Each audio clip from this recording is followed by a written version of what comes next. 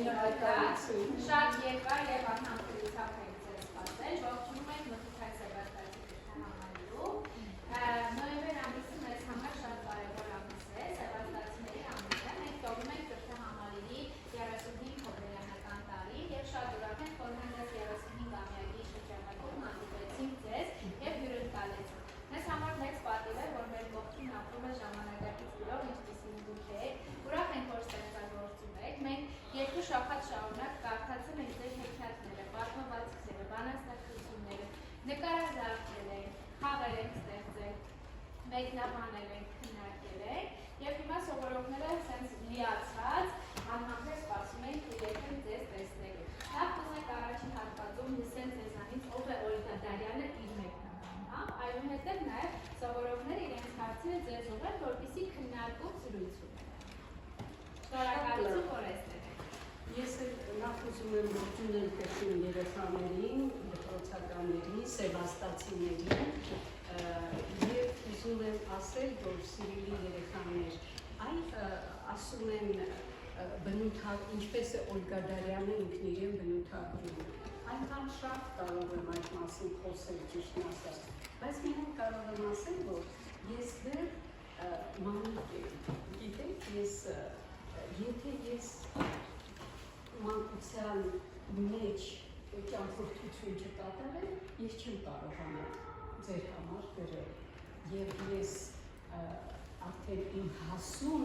տարիքում դեռ ինձ մանուկ եմ զգում, հատկապես այն ժամանակ, երբ ես գրիչը վերցնում եմ ես սկսում եմ երեխաների համար ստեղծագործել։ Ես իհարկե շատ ուրախ եմ, որ դուք ծանոթացել եք իմ ստեղծագործություններին, իմ գրվածքներին եւ շատ ուրախ եմ, որ դուք հավանել եք, որովհետեւ դա շատ կարեւոր է ինձ համար։ Եթե երեխան կարդում է իմ գիրը եւ ուրախություն է ապրում, հա, ոգևորություն է ապրում եւ շատ բան է սկսում եւ հետաքրքրել շրջը, հա, օրինակ ինձ մոտեցա ձեր համադասարանցին եւ ասում եմ, որեխա դուք եք գրել, ինձ համար գիտեք դա ինչ է, դա շատ մեծ գնահատական է, որ երեխան կարդացել է, որ երեխան հիշում է եւ ուրախ է, երբ տեսնում է հեղինակին։ Դա ինձ թվում է ամենամեծ գնահատականն է։ Ինձ համար այդպիսին է Օլգա Դարյանը եւ ես շատ մեծ պատասխանատվությամբ եմ վերաբերում այն ամենին, ինչը ես գրում եմ ձեզ համար, որովհետեւ ես գիտեմ, որ դա շատ մեծ դաստիարակչական նշանակություն կարող է ունենալ եւ հենց այնպես տողեր չեմ կարող գրել, ես պիտի շատ մտածված լինեմ եւ մեծ պատասխանատվությամբ անեմ, որովհետեւ կարծում եմ, որ դիսկը շատ բան պիտի ձեզ սովորեցնի, չէ՞ երեխաներ, չեմ ուզում շատ երկար այդ մասին խոսել, դուք հավանաբար ձեր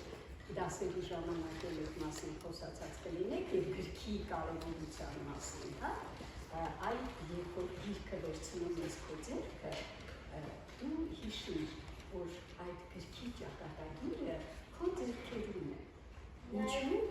քո ձեռքերում է եւ այդ գրքի էջերում կարող է լինել քո ճակատագիրը, այսինքն դու կարող ես կարդաս եւ մի բան անգամ քեզ սրտամոտ լինի, որ որոշես, որ այդ ուղղությամբ պետք է գնաս, այլ պիտի գնաս ինչ-որ բան հայտնաբերես, չէ՞ երեխաներ,